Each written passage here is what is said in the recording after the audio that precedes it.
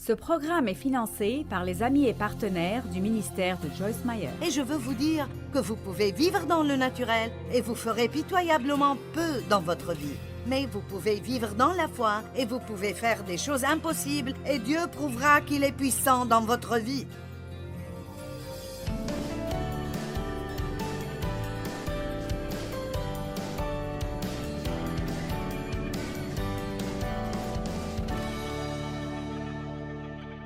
Combien d'entre vous savent ce qu'est votre âme? Et pas tout le monde a levé leurs mains. Eh bien, vous savez, j'avais probablement à peu près 40 ans avant de réaliser ce qu'était la mienne. Vous êtes un esprit, vous avez une âme et vous vivez dans un corps, un être tripartite. Et quand nous sommes nés de nouveau, Dieu vient vivre et habiter dans notre esprit. Et Dieu ne peut pas vivre quelque part qui n'est pas propre et saint, donc il rend tout ce qui est dans notre esprit juste. C'est pourquoi la Bible nous appelle saints et sanctifiés et dit que nous sommes la justice de Dieu en Jésus-Christ. C'est tout ce qu'il met dans notre esprit. Nous avons le fruit de l'esprit en nous. Saviez-vous que profondément dans votre esprit, si vous êtes né de nouveau, vous avez l'amour, la joie, la paix, la patience, la bonté, la douceur, la gentillesse, l'humilité et la maîtrise de soi. Et donc, si nous disons « Je suis la justice de Dieu en Christ », nous parlons de ce que Dieu nous a donné comme don et a mis dans notre esprit. Et vous pouvez même dire « Je suis patient, j'ai la maîtrise de soi », parce que vous l'avez, vous ne l'utilisez peut-être pas encore. Et je suis comme l'entraîneur qui vous apprend à l'utiliser. Et donc Dieu veut que tout le monde sur Terre et que tous ceux que nous rencontrons voient venir de notre vie les bonnes choses qu'il a faites en nous et les bonnes choses qu'ils peuvent avoir à travers une relation avec lui. Mais si notre âme, qui est un peu comme le lien entre notre esprit et notre corps, si l'âme est complètement bloquée par des ordures, et l'âme n'est pas sous le contrôle de l'esprit, vous voyez, vous pouvez être un chrétien et toujours avoir une âme contrôlée par la chair.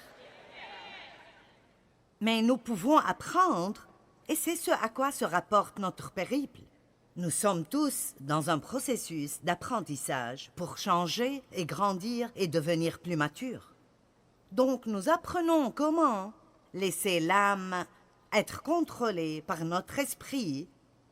Et quand nous prenons la parole, et ce n'est pas juste de lire un chapitre par jour, que vous le vouliez ou non, vraiment, vous pouvez venir à chacune de mes réunions pour le reste de votre vie, mais si vous ne vous concentrez pas vraiment, ne faites pas attention, vous mangez cette parole et la recevez en vous, cela ne vous fera pas tellement de bien.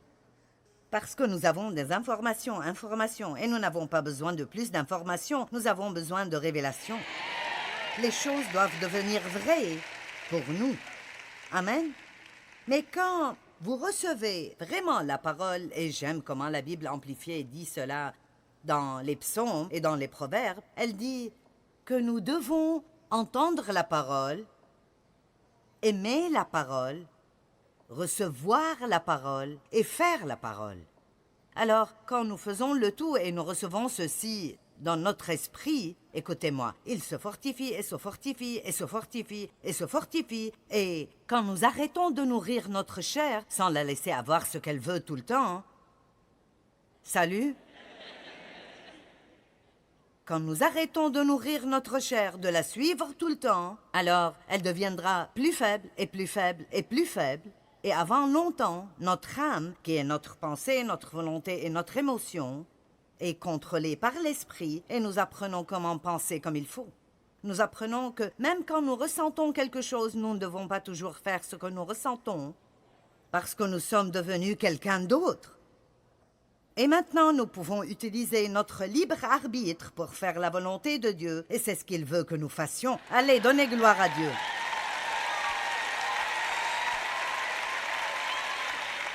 Donc ce soir, nous allons parler du contrôle de l'âme. Apprendre à contrôler votre âme. Père, je te remercie pour la parole ce soir. Aide-moi. Je veux toujours faire un bon travail pour toi et je veux que les gens reçoivent ceci et que ça change des vies au nom de Jésus. Luc 21, 19. En tenant bon et par votre endurance patiente, vous parviendrez au salut pour vos âmes. Il y a tellement de versets que nous lisons et nous ne comprenons pas du tout. Alors pensons à ceci. En tenant bon et par votre endurance patiente, cela veut dire que vous devez passer par des choses patiemment. Je dis toujours qu'il y a un début pour tout. Il y a un milieu et il y a une fin. Et nous aimons bien le début. C'est vraiment excitant. Il y a des émotions qui viennent avec « Ouh, je vais être un chrétien! Ouhou!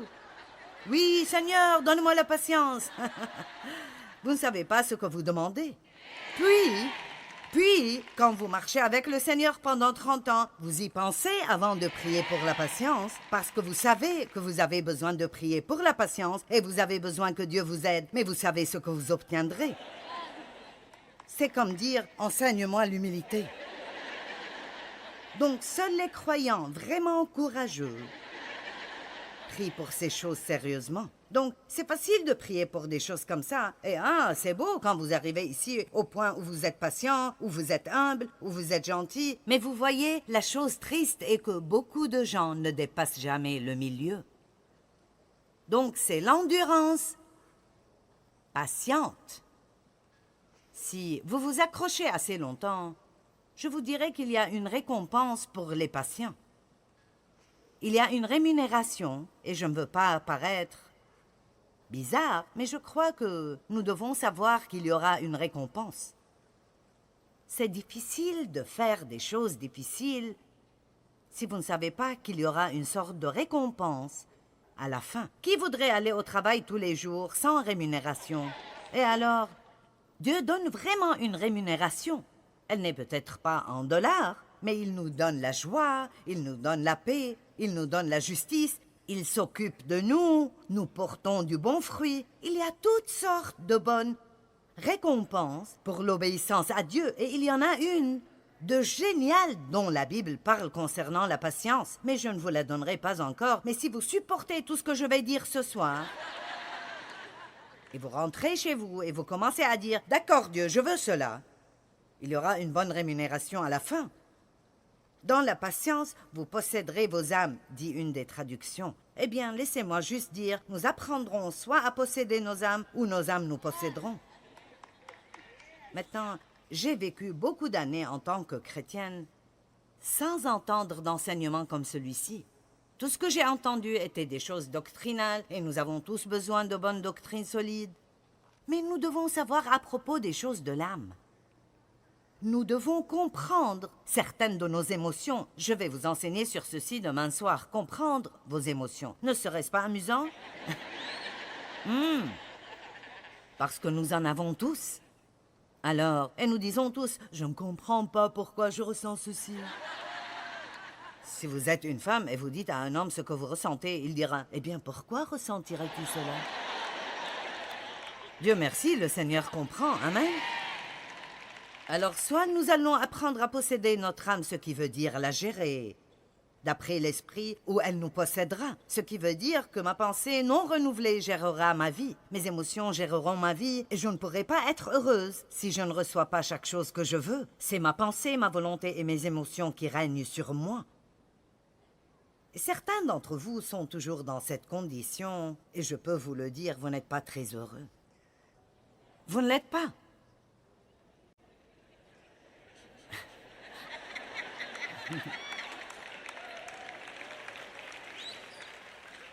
L'impatience est dans notre chair, mais la patience est dans notre esprit.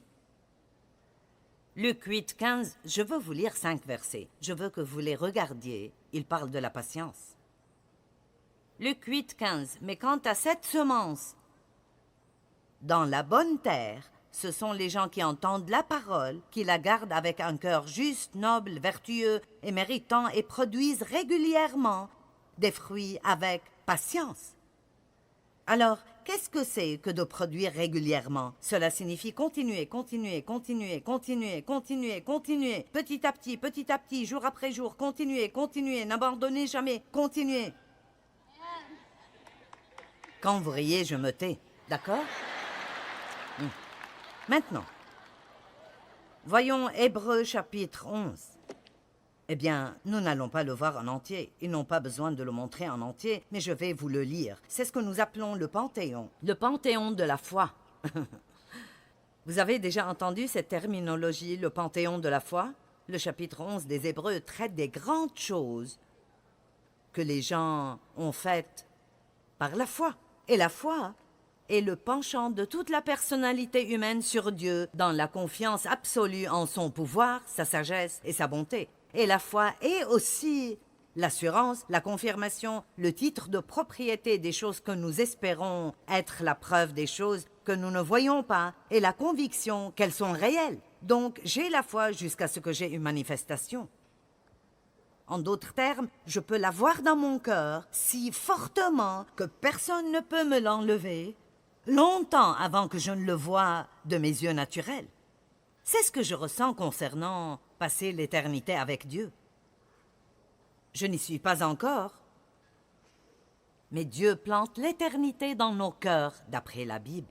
Et nous avons cette sensation en nous qu'il y a plus que cette vie, et nous vivons notre vie pour cette chose que nous n'avons jamais vue, mais nous la croyons si fortement que nous donnerions notre vie pour elle et beaucoup mourront pour elle. Maintenant, c'est ce qu'est la foi en Dieu ou la foi en Jésus, mais il veut que nous vivions par la foi. Il veut que nous ayons ce genre de foi dans chaque domaine de notre vie.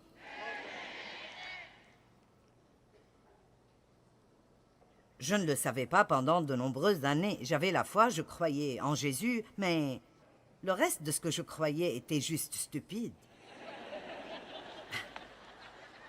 Je ne croyais pas que les choses pourraient changer, je n'avais pas confiance. Vous savez de quoi je parle? Combien de personnes rentrent à l'église chaque semaine et ils croient en Jésus, mais si vous commencez à vérifier leur croyance, tout ce qu'ils croient est faux dans tous les autres domaines de leur vie. Donc, même si vous croyez quelque chose de faux, c'est toujours votre réalité. Vous voyez, je croyais que comme j'ai été abusée dans mon enfance sexuellement, j'aurais toujours une vie de deuxième classe. Que je serais toujours un peu foirée. Eh bien, c'était juste un mensonge que Satan m'avait dit. Mais personne ne m'a jamais dit le contraire. Et j'ai cru le mensonge alors que j'aurais pu avoir la vérité.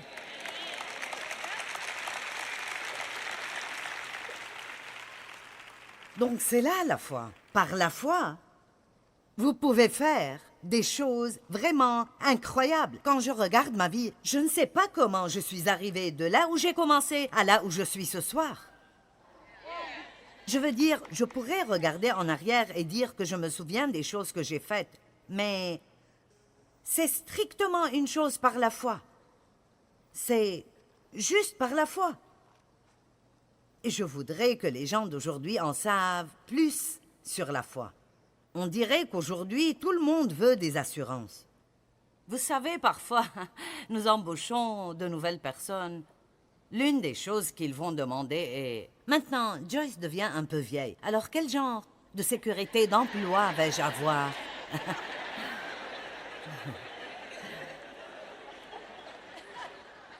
Je veux dire, vraiment, si vous y pensez, qui a une sécurité d'emploi un jour dans sa vie?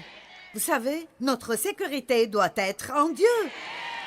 Nous attendons que quelqu'un nous donne une assurance, mais nous devons être guidés par l'Esprit. Êtes-vous supposé être ici ou non?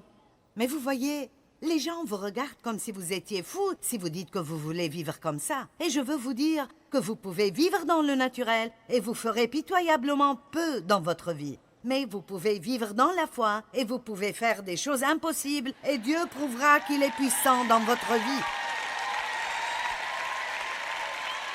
Et alors, vous savez, voyons cela rapidement. Eh bien, quand vous le pouvez, lisez Hébreux 11. Par la foi, Abel a donné un sacrifice supérieur. Enoch a été transporté au ciel par la foi. Juste, pouf, il a disparu. Il est impossible de plaire à Dieu sans la foi. Noé a construit une arche par la foi. Abraham a laissé la terre où il habitait et est allé à la terre que Dieu lui montrerait par la foi. Qui ferait cela? Dieu dit, lève-toi et va à l'endroit que je te montrerai. Et je dis, eh bien, montre-moi et j'y irai.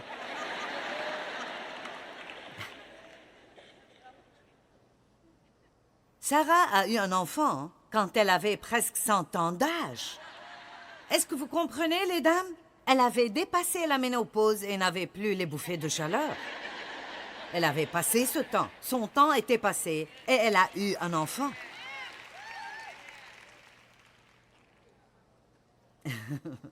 Eh bien, disons-le tel qu'il est.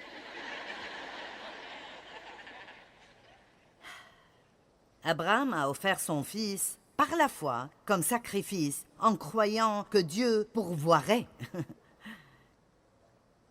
Isaac a béni Jacob en vue de l'avenir. Joseph a fait de grandes choses par la foi. Moïse a fait de grandes choses par la foi.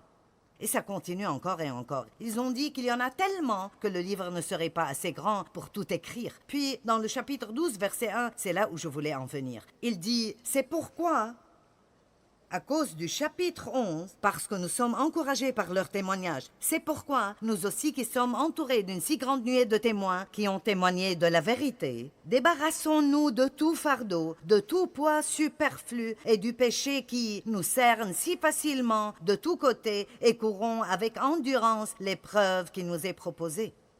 D'accord, vous pouvez arrêter de regarder la chaise et me regarder maintenant. C'est sur les écrans, vous ne manquerez rien. Chapitre 12, verset 1, c'est pourquoi nous aussi qui...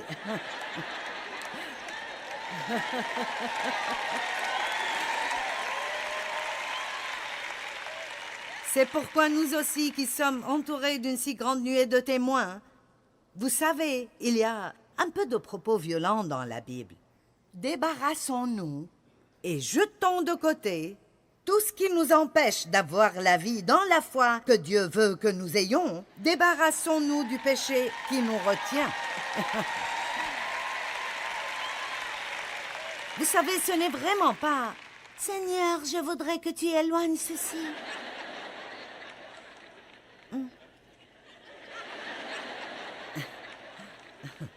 Et courons tous. Courons, pas par con quelque part, il dit courons. Courons avec une endurance patiente. Voici mon mot. Une persistance constante et active, l'épreuve de la course qui nous est proposée. J'aime ce que Paul a dit quand il arrivait à la fin de sa vie. Il a dit, j'ai combattu le bon combat. J'ai terminé ma course. Ah, comme je voudrais cela. Ah, plus que quoi que ce soit dans ma vie, j'ai cette chose en moi. Je vais finir ce que Dieu m'a donné de faire. Amen. Qui dans le monde voudrait prendre la retraite? Certainement pas moi. Hébreux 10, 36, « Car vous avez besoin de persévérance et de patience, afin qu'après avoir accompli la volonté de Dieu, et voici la récompense, vous obteniez alors et jouissiez entièrement de ce qui vous est promis. » Vous voyez? Mais ce n'est pas vraiment cela dont je veux vous parler. Je veux vous parler de Psaume 37, verset 7. « Garde le silence devant l'Éternel et espère en lui. Ne t'irrite pas contre celui qui réussit dans ses voies, contre l'homme qui vient à bout de ses mauvais desseins. » D'accord. Qu'est-ce que la patience? Nous n'aimons pas le mot et nous ne savons pas ce que c'est.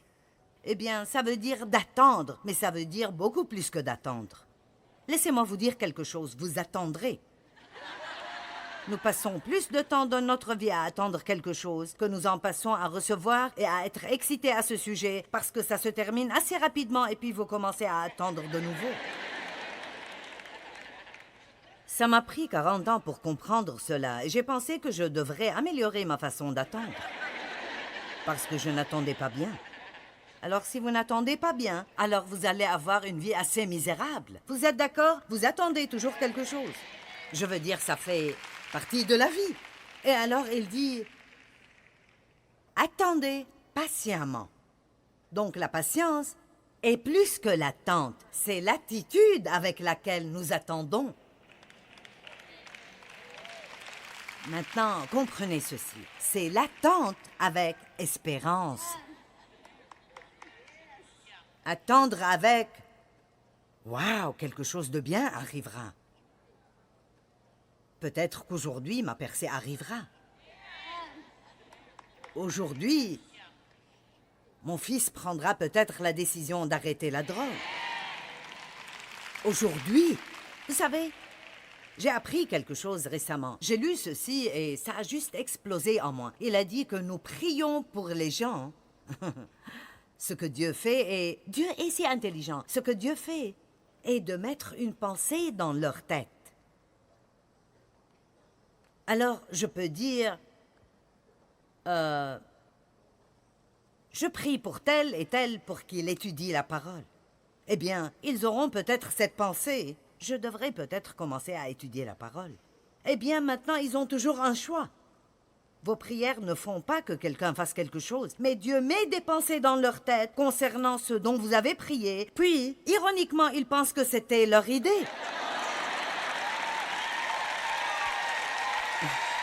N'est-ce pas génial? Et nous devons juste faire que ce soit entre eux et Dieu. Et puis quand ils viennent et vous parlent de leur percée, vous n'avez même pas besoin de dire « J'ai prié pour cela ». Moi, j'ai prié pour cela. Qu'ils pensent que c'était eux, s'ils en ont besoin. Mais n'est-ce pas génial? Nous prions pour des choses, et Dieu met des idées. Et beaucoup de fois, quand nous prions pour quelque chose qui nous concerne, ou pour que Dieu nous parle, il met des pensées dans notre tête. La Bible dit qu'il fera que nos pensées soient conformes à sa volonté. Wow! Donc, nous devons nous attendre à ce que quelque chose de bien arrive. Attendez-vous à ce que quelque chose de bien arrive. Les choses peuvent changer à tout moment. J'attends patiemment. Attendre le Seigneur veut dire attendre et désirer qu'il vienne à n'importe quel instant. Donc, attendre Dieu n'est pas juste comme...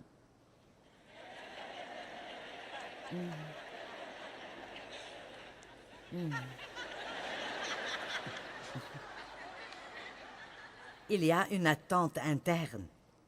D'accord. Jacques 5,7. Donc, soyez patients, frères, dans l'attente. Remarquez qu'il ne dit pas si vous attendez. Vous voyez ça? Soyez patients dans l'attente de l'avènement du Seigneur. Voici le laboureur attend. Comment? Avec espérance. Le précieux fruit de la terre. Ceci est important aussi. Voyez comment il prend patience.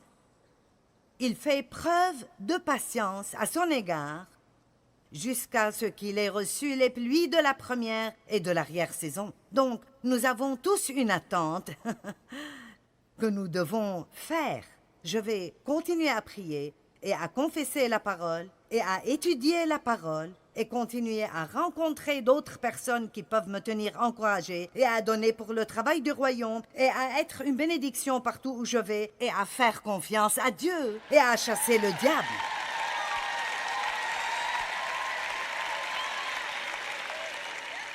Vous dites, eh bien, je n'ai pas fait ça. Je suis si fatiguée de faire cela.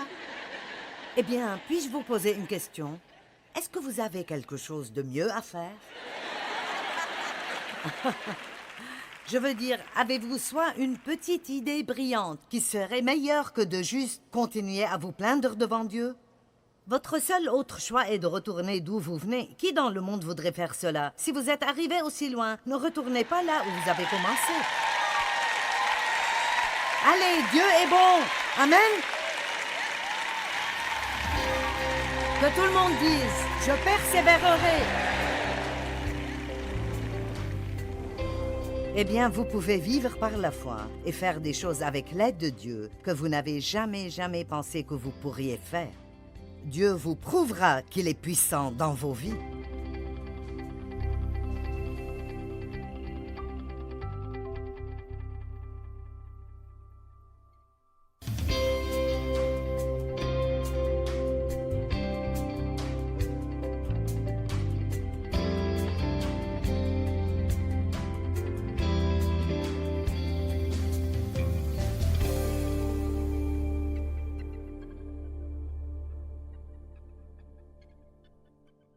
Ce programme est financé par les amis et partenaires du ministère de Joyce Meyer. Je veux que vous sachiez que si vous supportez ce que je vais dire ce soir, et vous rentrez chez vous et vous commencez à dire « Dieu, je veux cela », il y aura une bonne récompense à la fin.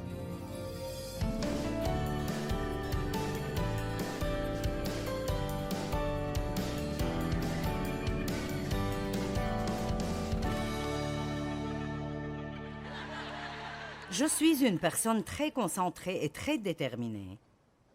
Et c'est un prérequis pour ce que je fais. Mais ça présente aussi un défi constant, parce que je suis toujours interrompue.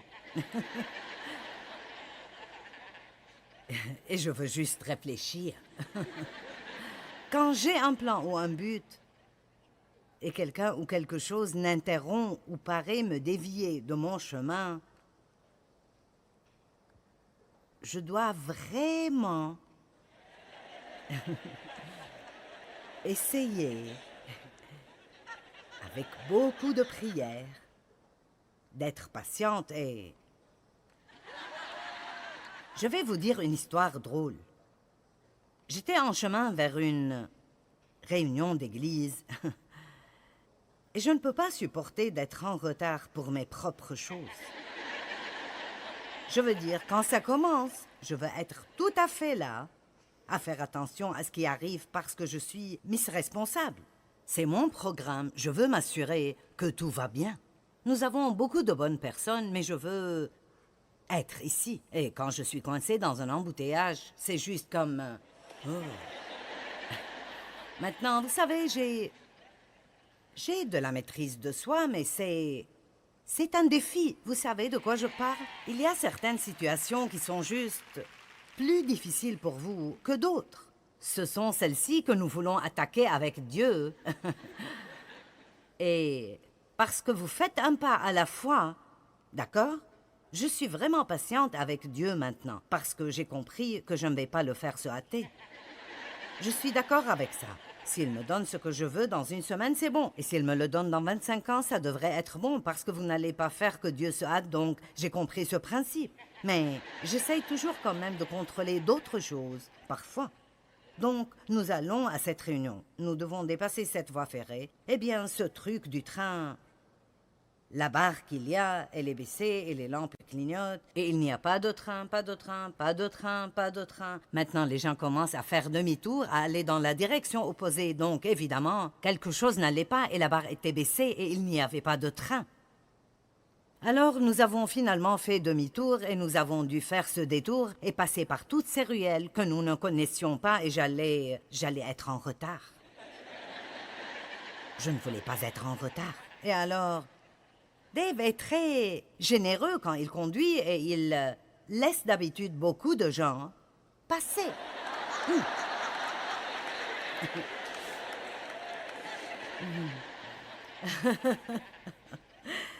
Donc nous conduisons et je veux vraiment arriver. Et je vois cette voiture qui sort de cette petite ruelle et Dave a commencé à ralentir.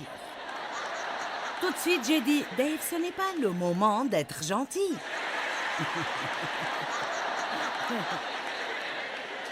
Il a dit, non, nous ne voulons pas être gentils en chemin vers l'église. Ce ne serait pas bien d'être gentil en chemin vers l'église. Et c'était si drôle. Si drôle. Donc, je veux être qui je suis, j'aime ma personnalité, j'aime ce que je fais. J'aime ma nature agressive, donc cela veut dire que je vais juste continuer à travailler avec Dieu. Et la bonne nouvelle est que je sais qu'il m'aime de toute façon. Je ne vais pas aller au ciel à cause de ma patience, mais je veux être entièrement patiente parce que voici la récompense. Êtes-vous prêts pour cela? Oui, vous êtes prêts. Vous voulez ceci, n'est-ce pas? Oh mon Dieu! Jacques 1, 2 à 4. Regardez comme un sujet de joie complète, frères, les diverses épreuves auxquelles vous pouvez être exposés et les tentations que vous pouvez rencontrer. Maintenant, c'est un passage magnifique, mais personne ne fait ça. Je veux dire, c'est comme... Avez-vous remarqué combien vous étiez silencieux quand j'ai lu ça? Personne n'a applaudi. Regardez comme un sujet de joie, tout test et épreuve et tentation. Eh bien, vous ne pouvez pas avoir la joie concernant l'épreuve, mais ce que nous sommes supposés pouvoir faire est de regarder par la foi plus loin que ce que nous traversons vers ce que ça nous donnera spirituellement. Parce que vous devez avoir des temps difficiles pour apprendre à contrôler votre âme. Bon, 12 personnes sont contentes. Très bien. Donc, assurez-vous que l'épreuve de votre foi produit l'endurance, la résistance et produit la patience. Combien d'entre vous, quand vous avez des épreuves, vous avez de la patience? Vous savez ce qui m'est arrivé? Ça a sorti toutes sortes d'autres choses. Mon Dieu, ça a sorti des choses de moi. Je veux dire, il y a 30 ou 40 ans, ça aurait sorti des choses de moi que je ne savais pas que j'avais en moi. Et finalement, nous avons commencé à avoir un peu plus de patience. Et je vous le dis, je suis très patiente dans beaucoup. Je suis patiente quand les gens font des erreurs. Je veux dire, j'avais des crises de rage avec les caissiers lents. Je peux voir un caissier lent maintenant et rester heureuse. N'aimez-vous pas cela quand vous êtes dans une file à l'épicerie et ils n'ont plus de papier et ils n'ont plus de petite monnaie et c'est une nouvelle caissière et elle ne sait pas comment travailler à la caisse et vous êtes pressé? Et vous avez votre croix autour du cou et vous êtes supposé la faire se sentir bien et vous êtes là.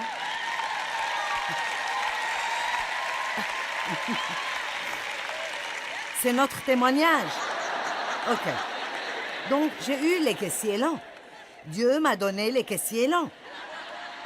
Je veux dire, je priais pour savoir quelle file choisir à l'épicerie et j'allais quand même dans la file qui allait avoir des problèmes. Donc, maintenant, je peux supporter un caissier lent. Je peux attendre toute la nuit. J'ai grandi. Il y a des choses que je peux faire. Mais il y a toujours des choses que je veux apprendre à faire. Combien d'entre vous sont là où je suis? Vous êtes avec moi, d'accord? Nous arrivons à la récompense. Mais il faut que l'endurance et la résistance, verset 4, que l'endurance et la résistance et la patience accomplissent parfaitement leur œuvre, et voici la récompense, afin que vous soyez des personnes parfaites et bien accomplies, sans défaut et à qui rien ne manque. Wow! Oh mon Dieu! Si nous continuons et nous arrivons un jour à être entièrement patients, il dit, regardez, rien ne vous manquera. Une autre traduction dit, sans faillir en rien. Les choses qui nous rendent misérables sont celles que nous voulons et que nous n'avons pas.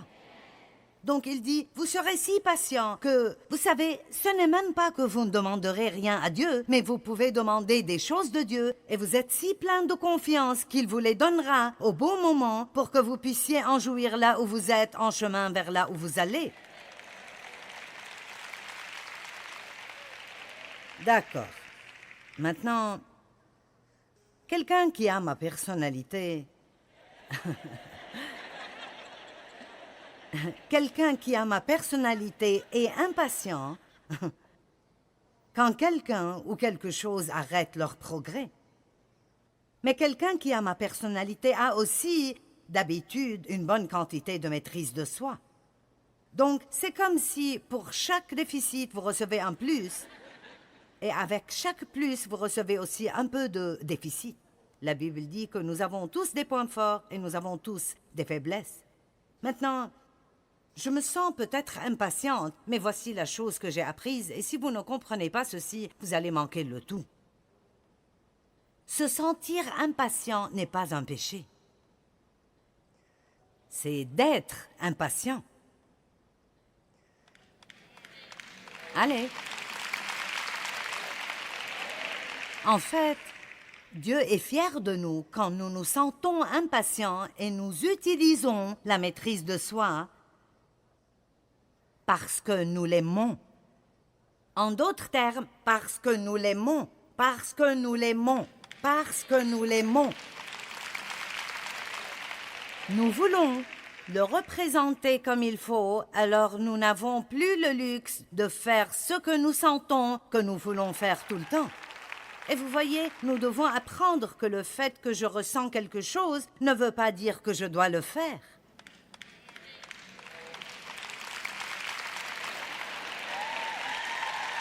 Hey, nous avons encore 3 réunions si vous êtes ici tout le week-end. Eh oui, j'ai un livre pour ceci aussi. Il s'appelle « Vivre au-delà des sentiments ». Nous devons apprendre à posséder nos sentiments et ne pas les laisser nous posséder. Et je pense que c'est bon de savoir que si vous êtes en colère, être en colère n'est pas un péché. C'est rester en colère et agir d'après cette colère qui devient un péché. La Bible dit, quand vous êtes en colère, pas si vous êtes en colère, quand vous êtes en colère que le soleil ne se couche pas sur votre colère. Donc, quand vous êtes en colère, travaillez dessus avec Dieu et occupez-vous de cela pour pouvoir dormir en paix.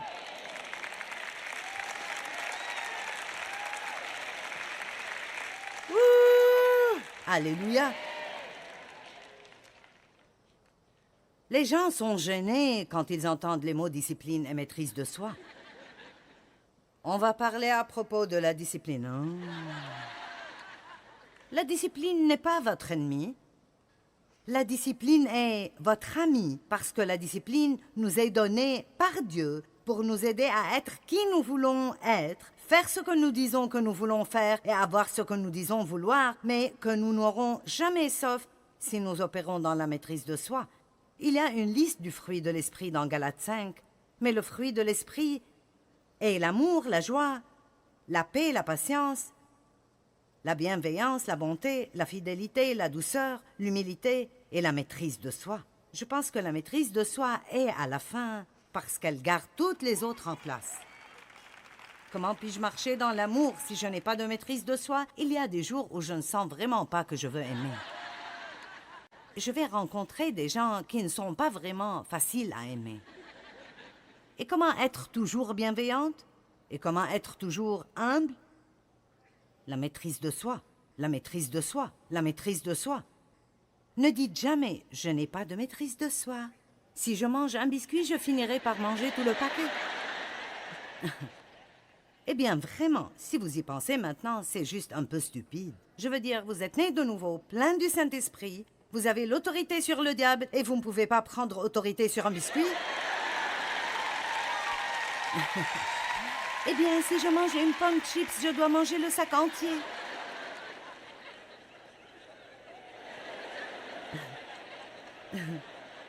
D'accord, regardez, je vais vous dire quelque chose. Maman veut vous dire quelque chose. Vous pouvez faire toute chose à travers Christ, qui est votre force. Et l'une des premières choses que nous devons faire est d'arrêter de dire « c'est trop dur »,« je ne peux pas, c'est trop dur ». Oh, nous nous amusons ce soir. Au moins, moi, je m'amuse, je ne sais pas. Maintenant, nous devons développer le fruit de l'esprit. Nous développons des capacités et des choses sont développées par l'exercice. Donc c'est pour cela que quand nous prions pour la patience, Dieu doit nous donner une raison pour être patient, parce que nous ne pouvons jamais développer plus de patience si nous ne savons pas l'utiliser. Avez-vous compris? Dois-je faire marche arrière? Bon, j'y reviens. D'accord. Quand je prie pour la patience, j'aurai une opportunité pour être patient. Si vous priez pour pouvoir aimer tout le monde, vous allez avoir des personnes dures à aimer. Vous savez, nous prions toutes ces prières spirituelles et nous nous sentons si saints nous-mêmes. Oh Seigneur, je veux juste faire ta volonté et vivre une vie sacrificielle. Et juste, vous savez, j'abandonne tout à tes pieds, Dieu, et je veux être patient, et je veux aimer tout le monde. Ceci est le dimanche, et le lundi matin, vous dites « Qu'est-ce qui arrive dans ma vie? Ça ne m'a fait aucun bien d'aller à l'église. vous recevez ce pourquoi vous avez prié, parce que vous ne pouvez pas obtenir ce que vous avez prié avant de commencer à utiliser le peu que vous avez. Combien d'entre vous ont des muscles? Certains ne peuvent pas les trouver. Mais vous les avez. Vous connaissez cette histoire, mais elle est drôle. J'ai commencé à m'exercer il y a 12 ans avec un entraîneur. Et Dave avait dit « Oh, tu ne le feras pas, tu dis ça, mais tu ne le fais jamais. » C'était juste ce dont j'avais besoin. Parce que ce genre de choses, je veux dire, c'était la meilleure chose qu'il puisse me dire. Parce que j'ai cette chose en moi, ne me dis pas que je ne peux pas. Et alors, j'y suis allée. Je m'exerce depuis lors. Après m'être exercée pendant 3 mois, j'étais assise dans un bateau un jour. Quelqu'un nous prenait en bateau. J'avais relevé les pieds et je voulais me gratter l'arrière de la jambe et j'ai senti un nœud. J'ai pensé, oh mon Dieu, je dois avoir une tumeur. C'est vrai, j'ai pensé que j'avais une tumeur. C'était cette petite boule ici et j'ai pensé, oh mon Dieu. J'ai touché l'autre jambe et j'en avais une autre sur celle-ci. C'était des muscles. Je n'avais jamais pu les sentir avant. Est-ce que je dis la vérité? C'est la vérité absolue. Ce n'est pas juste une histoire, c'est la vérité. Eh bien, vous devriez voir ce que j'ai maintenant. Mon Dieu, c'est... merveilleux. Maintenant, laissez-moi vous dire. Quand j'ai commencé à m'exercer pour développer mes muscles que j'avais, mais que personne ne pouvait voir, vous avez la patience, mais personne ne la voit. Est-ce que vous comprenez ceci? Vous l'avez. C'est juste qu'elle n'apparaît nulle part parce qu'elle est toujours faible et géniale. Je ne peux pas faire ça. C'est trop dur. Maintenant, je vous dis la vérité absolue. Quand j'ai commencé à m'exercer, comme je ne faisais pas des choses très faciles, je veux dire, j'avais un entraîneur et c'était... de toute façon, j'étais courbaturée pour 2 ans. Je veux dire, j'étais courbaturée quelque part pendant 2 ans. C'était devenu un peu comme un compagnon. Parce que je suis arrivée au point où je disais, mon corps change. Ça m'a manqué quand je suis arrivée au point où je n'étais pas courbaturée tout le temps. J'ai pensé, ceci ne me fait plus aucun bien. Et quand j'ai commencé, je veux dire, il y avait cette chose qui arrivait qui était drôle. Je pensais que j'allais m'exercer à la maison. J'allais prendre ce programme où vous pouviez aller à la salle de gym et ils vous enseignaient pendant 1 semaine et vous alliez vous exercer seul à la maison. Donc, nous avons amené de l'équipement. Donc, ils nous ont donné ce qui était en fait 2 programmes et nous étions supposés les alterner. Je dis nous parce que Dave est venu avec moi, bien qu'il s'exerce depuis 55 ans. Donc, nous étions supposés les alterner. Ils n'ont pas clarifié cela, alors j'ai fait le tout. Je ne m'étais jamais exercée avant. J'ai fait tout cela chaque jour. Eh bien, je devais tomber sur la toilette et prier pour pouvoir me lever. Et je veux dire, c'était mauvais. Mauvais. C'était...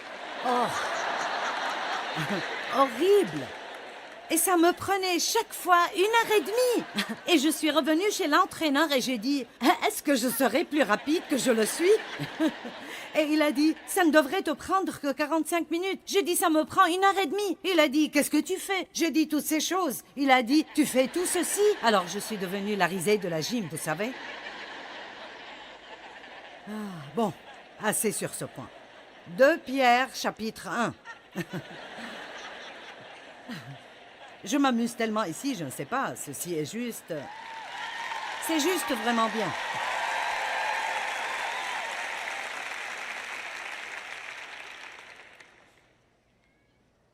D'accord. Maintenant, ces versets sont si merveilleux. 2 Pierre chapitre 1 verset 3. Par sa puissance divine, en effet, Dieu nous a donné tout ce qu'il faut pour vivre dans la piété. Donc Dieu, par sa grâce et sa miséricorde, nous a donné tout ce dont nous avons besoin pour vivre une vie merveilleuse. Verset 4. Par cette gloire et cette puissance, Dieu nous a donné des promesses très grandes et précieuses, afin que par elles vous fuyiez la destruction et la corruption qui existent dans le monde. Il dit d'accord.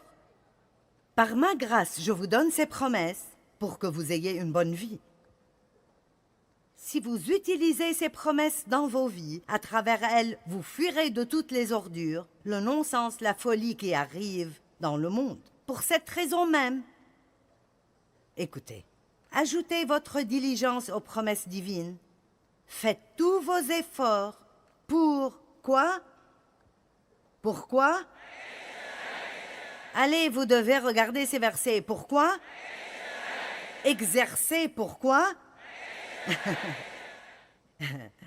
Exercer et développer. Il dit, faites tous vos efforts pour exercer votre foi, pour développer la vertu, l'excellence, la résolution, l'énergie chrétienne. Et en exerçant la vertu, vous développerez la connaissance. Et en exerçant la connaissance, vous développerez la maîtrise de soi.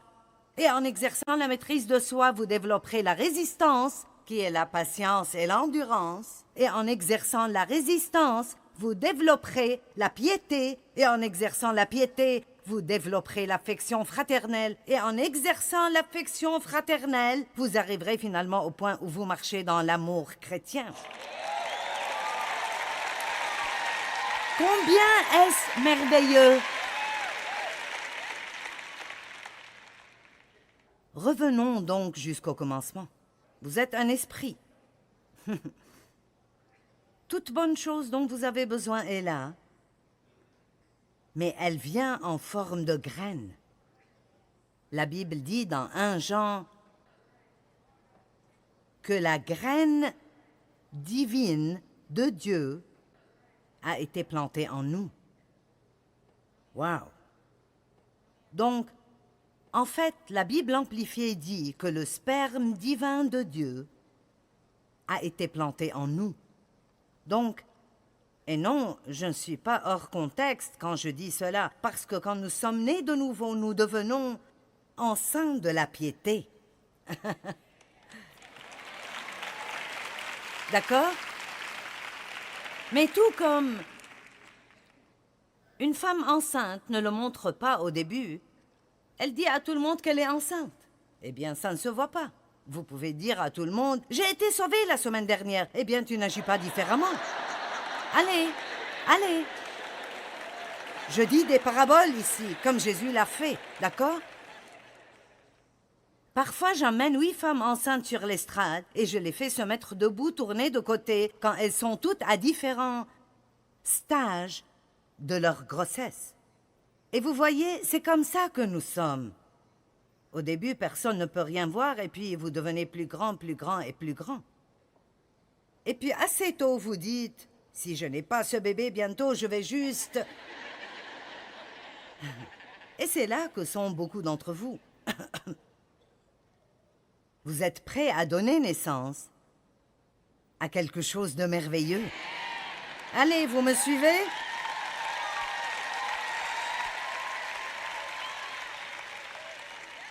Et la sage-femme, c'est le Saint-Esprit.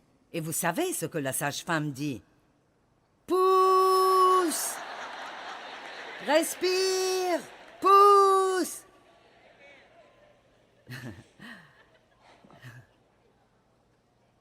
C'est une aventure, les gars. Exercez-vous, développez-vous. Certains d'entre vous disent... Je pensais que ce serait une réunion de miracles. Pendant la louange, nous avons chanté tous ces chants sur les miracles. Puis-je vous dire quelque chose? Le changement d'une vie humaine est le plus grand miracle que vous verrez jamais dans votre vie entière. Eh bien, vous pouvez vivre par la foi et faire des choses avec l'aide de Dieu que vous n'avez jamais pensé que vous pourriez faire. Dieu vous prouvera qu'il est puissant dans vos vies.